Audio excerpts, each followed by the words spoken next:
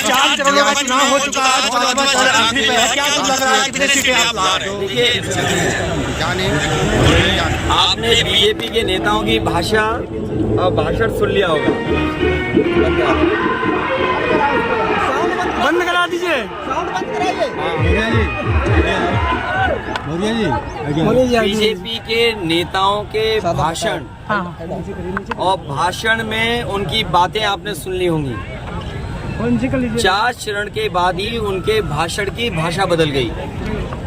वही पुरानी कहानी सुना रहे हैं, वही घिसे पिटे डायलॉग सुना रहे हैं। ये इस बार जनता इनको सुनने के लिए तैयार नहीं है। जो 10 साल में दिल्ली की सरकार के जो कामकाज थे और उत्तर प्रदेश के 7 साल, तो लगभग 17 साल की सरकारों का हिसाब किताब देना है। जो मुख्यमंत्री हमेशा बुलडोजर लेकर के तैयार रहते हैं और अन्याय के लिए अपनी पुलिस प्रशासन को आगे कर देते हैं, उनकी हर परीक्षा का पेपर रद्द हुआ, पेपर लीक हुआ। और ये पेपर लीक हुए नहीं हैं, सरकार ने जानबूझ करके कराए जिससे नौकरी न देनी पड़ जाए। नौजवान पूरी ईमानदारी से इनके खिलाफ खड़ा दिखाई दे रहा है और मैंने नौजवानों को हर सभा में कहा है कि आपके 10 साल नहीं खराब हुए हैं, आपका 1/3 जीवन इन्होंने खराब किया। तो नीचे करके बना ठीक है, जब आईडी आएगी तभी न किसान की आय दोगुनी हुई, न महंगाई को रोक पाए, और इलेक्टोरल बॉन्ड से इन्होंने जो पैसे की वसूली की है उससे तो इनकी भ्रष्टाचार की पोल खुल गई। जो लोग दूसरों पे आरोप लगाते थे भ्रष्टाचार का, बताओ इलेक्टोरल बॉन्ड से इनके भ्रष्टाचार की पोल खुल गई कि नहीं खुल गई। और इसके साथ साथ जो आज बाजार में महंगाई है, इन इलेक्टोरल बॉन्ड की वजह से भी है, जिससे आप 1000 करोड़ रुपए ले लोगे, 500 करोड़ रुपए ले लोगे, 400 करोड़ रुपए ले लोगे, वो बताओ दुगना मुनाफा कमाएंगे कि नहीं कमाएंगे। तो उत्तर प्रदेश के साथ जो भेदभाव हुआ है, बिजली का प्लांट लगाया समाजवादियों ने बगल में, क्या बिजली सस्ती हुई कि महंगी हो गई? मीटर लगा करके इन्होंने बिजली महंगी कर दी। और इस देश का और उत्तर प्रदेश का नौजवान अग्निवीर वाली व्यवस्था फौज की कभी स्वीकार नहीं कर सकता। जब भी सरकार में आएंगे, अग्निवीर व्यवस्था हमेशा हमेशा के लिए खत्म हो जाएगी। और 4 जून को हमारे आपके खुशियों के और सुनहरे दिन तो आ ही रहे हैं, लेकिन हमारे प्रेस के लिए भी फ्रीडम का दिन है वो। सर क्या लगता है कि जहां प्रधानमंत्री जब भी मंच पे जाते हैं सिर्फ और सिर्फ अखिलेश यादव उनके जुबान पे रहते हैं, क्या लगता है, क्या दिख रहा है इनको? देखिए, जो हताशा है, ये लोकतंत्र का 2024 का ऐसा चुनाव है जो जनता खुद लड़ रही है और जनता को ये लगता है कि उनका संविधान खतरे में है।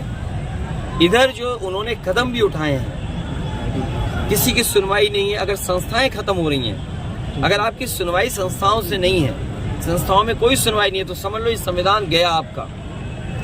सर इनके केंद्रीय मंत्री पुरुषोत्तम रूपाला, जिन्होंने छत्रियों पे सीधे सीधे प्रहार किया, उन्होंने कहा मुगलों का जो समय था उस समय में इनका रोटी बेटी का। तो ये सुना है कि यहाँ पे छत्रियों की ईवी सीवी वो ईडी और सीबीआई भी हो रही है। सर केंद्रीय सर सोचिए, ये हर एक के खिलाफ हैं। जब दूसरे लोग सुपर, फिर ये अपने लोगों के भी खिलाफ हैं। ये बीजेपी के वो लोग हैं जो हर एक के खिलाफ हैं। ये तो चलो एक भाषा और व्यवहार रहा किसी एक व्यक्ति का। मैं खुद मंदिर में गया, वहाँ के पुजारी ने मना किया मत धो मंदिर, पुजारी मना कर रहे, पंडित जी उस मंदिर के मना कर रहे मत धो, लेकिन बीजेपी वालों ने बताओ मंदिर धोया। क्या इसीलिए आप अयोध्या नहीं जा रहे हैं? धोया मंदिर, अयोध्या इसीलिए नहीं जा रहे हैं? तस्वीर दिखा दूं, मैं तो उसके बगल से उड़ के आया हूँ। संजय सिंह का बयान सर संजय सिंह का एक बयान है, जो भगवान, जो धर्म, जो शंकराचार्य, जब शंकराचार्य नहीं कर रहे हैं दर्शन, और मैंने तो ये कहा कि जब भगवान बुलाएंगे तो मैं जाऊंगा, और फिर अपने भगवान श्री राम तो ऐसे हैं, कब किसका बुलावा आ जाए किसी को नहीं पता।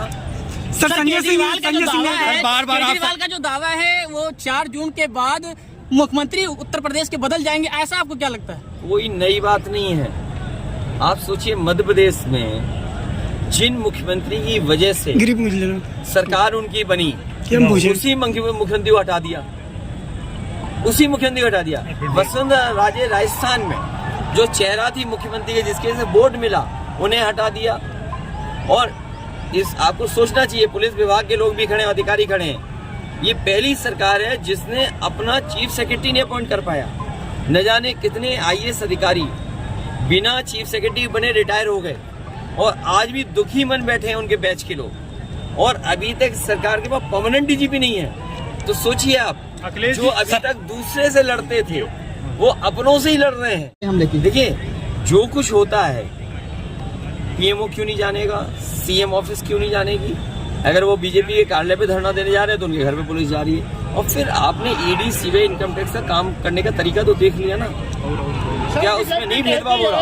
अखिलेश जी कहती है कि पूर्वांचल में धर्म से काम चल जाएगा, आप क्या कहते हैं? पूर्वांचल के नौजवान नौकरी चाहते हैं। आज भी अगर फौज में और पैरामिलिट्री फोर्स में और पुलिस में अगर आप हिसाब किताब लगाओगे नंबर्स का, तो सबसे ज्यादा पूर्वांचल के नौजवान हैं जो सीमा की रक्षा पे जा रहे हैं या पैरामिलिट्री में जा रहे हैं। यूपी में आप कितनी सीट जीत रहे हैं? हम लोग तो जगह जगह जाते हैं, जैसे एयरपोर्ट है या और जगह जो मिलते हैं, सिक्योरिटी मॉल है, वो सब यूपी के लोग हैं। और मैं आपको गणित बताता हूँ कि जिन बच्चों का इन्होंने भविष्य छीना है, पेपर रद्द होने से जिन बच्चों की नौकरी नहीं हो पाई है, ऐसे 60 लाख बच्चे हैं जो समय समय पे परीक्षा लिखे हैं। अगर 60 लाख बच्चों के केवल हम माँ बाप जोड़ दें तो 60 लाख गुणा 3, 1 करोड़ 80 लाख, और 1 करोड़ 80 लाख को अगर भाग दे दें 80 लोकसभाओं से, तो हर लोकसभा में 2,25,000 वोट कम हुआ है सरकार का, जब बूथों बीजेपी वालों का। बूथों पर मतदान सही से नहीं पड़ रहा है। जी जी जी 5 चरण का चुनाव हो गया।